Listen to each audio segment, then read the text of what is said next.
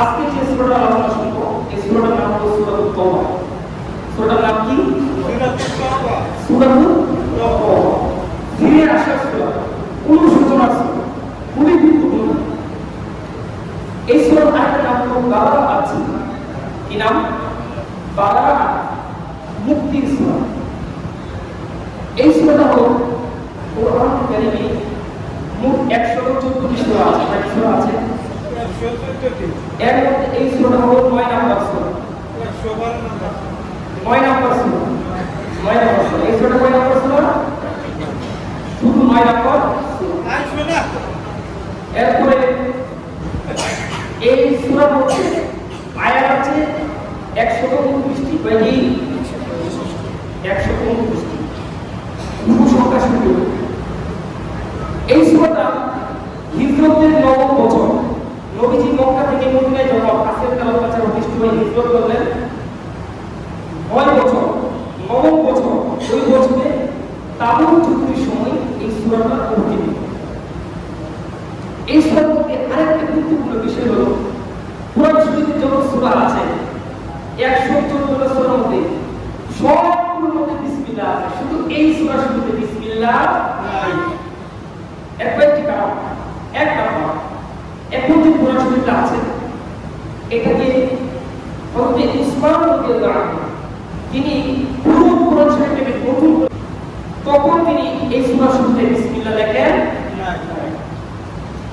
এরপরে দুই নম্বর কারণ হলো রাসূল সাল্লাল্লাহু আলাইহি ওয়াসাল্লামের যখন আয়াত নাযিল হতো তখন কাতারে বলছি যারা কোরআন শরীফের আয়াত লিখতো তারা যখন লিখতো নবীজি বলতো এই আয়াতটা ওই সূরার মধ্যে লেখো, কোন সূরা শুনলে বিসমিল্লাহ লেখো, এভাবে বলতো। কিন্তু যখন সূরাতুত তাওবার আয়াত নাযিল হয় তখন নবীজি এই সূরা শুনলে বিসমিল্লাহ লিখতে বলেন না। তিন নম্বর কারণ হলো এই সূরার আগে সূরা নাম হলো সূরাতুল আনফাল। এই সূরাতুল আনফালের মুখ্য বিষয়বস্তু যেটা ঠিক জিহাদ ফি সাবিলিল্লাহ, আল্লাহর রাস্তায় যুদ্ধ করা। এই সূরার মূল বিষয়বস্তু সেইটা, এটা এইজন্যই সাহাবারা মনে করতেন যে আগের সূরা আনফাল আর সূরা তাওবা এই দুটো সূরা মনে হয় একই, এইজন্যই ওনারা এই দুটো সূরার মধ্যে কি করতেন না, বিসমিল্লাহ বলে পাঠ করতেন না। যেহেতু এক সূরা শেষ করে আরেক সূরা বিসমিল্লাহ দিয়ে শুরু করা মানে কি যে একটা সূরা শেষ, পার্থক্য হয়ে যায়।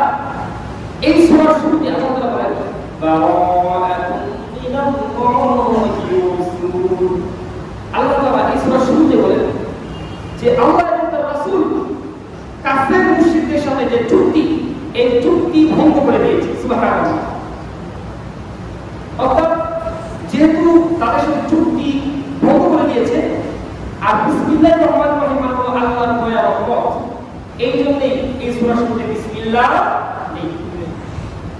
5 নাম্বার সবচেয়ে বেশি যে কারণ সেটা হলো নবীজি সাল্লাল্লাহু আলাইহি ওয়াসাল্লামের কাছে জিবরাইল আল্লাহর মধ্যে কি নিয়ে আসলেন, আয়াত নাযিল করে নিয়ে আসলেন। জিবরাইল যখন আসতেন নবীজিকে বলতেন, এক একটা আয়াত বলতেন আর বিসমিল্লাহ বলতেন। জিবরাইল আলাইহিস সালাম যখন এই সূরাটা নিয়ে এই সূরার আয়াতগুলো নিয়ে আসেন তখন তিনি শুরুতে বিসমিল্লাহ বলেন নাই। যার কারণে নবীজি কি করেন নাই, বিসমিল্লাহ লেখতে বলেন নাই, আর সাহাবীরা বিসমিল্লাহ লেখে নাই। আমরাও বিসমিল্লাহ বলি সুবহানাল্লাহ। এবার আসুন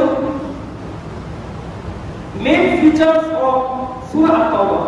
এই সূরার কিছু বৈশিষ্ট্য, 3টি বৈশিষ্ট্য সংক্ষিপ্ত করে বলবো, তারপর কিন্তু আলোচনা চলে যাবে ইনশাআল্লাহ। এই সূরার 1 নম্বর বৈশিষ্ট্য হলো এই সূরাটা হলো মুনাফিকদের মুখোশ উন্মোচন। মুনাফিক যারা তাদের সম্পর্কে আল্লাহ তাআলা একটা সূরা অবতীর্ণ করেছেন। সূরাটার নাম হলো সূরাতুল মুনাফিকুন। সূরার নাম কি? সূরাতুল মুনাফিকুন। এই সূরার মধ্যে আল্লাহ তাআলা মুনাফিকদের দ্বিমুখী অবলম্বন, তারা যুদ্ধে না যাওয়া, বিভিন্ন কামবাহানা, এগুলো আল্লাহ স্পষ্ট করে দিয়েছেন। 2, এই সূরার মধ্যে আল্লাহ জিহাদের আলোচনা, রাষ্ট্র পরিচালনা কিভাবে করতে হবে, সবগুলো আল্লাহ তাআলা সুস্পষ্টভাবে এই সূরার মধ্যে ব্যাখ্যা করে দিয়েছেন। সুবহানাল্লাহ। 3 নাম্বার, এই সূরার মধ্যে আল্লাহ রাব্বুল আলামিন বান্দা যতই গুনাহ করুক না কেন, গুনাহ করতে করতে পাহাড় সমপরিমাণ যদি গুনাহ করে, আল্লাহ এই সূরার মধ্যে আয়াত নাযিল করে বলে দিয়েছেন, বান্দা তুমি যতই গুনাহ করো না কেন আমি আল্লাহ তোমাদের জন্য তওবার দরজা সারা জীবন উন্মুক্ত খোলা রাখলাম। সুবহানাল্লাহ। তাহলে এই সূরার তিনটি বৈশিষ্ট্য, কয়টি? তিনটি বৈশিষ্ট্য।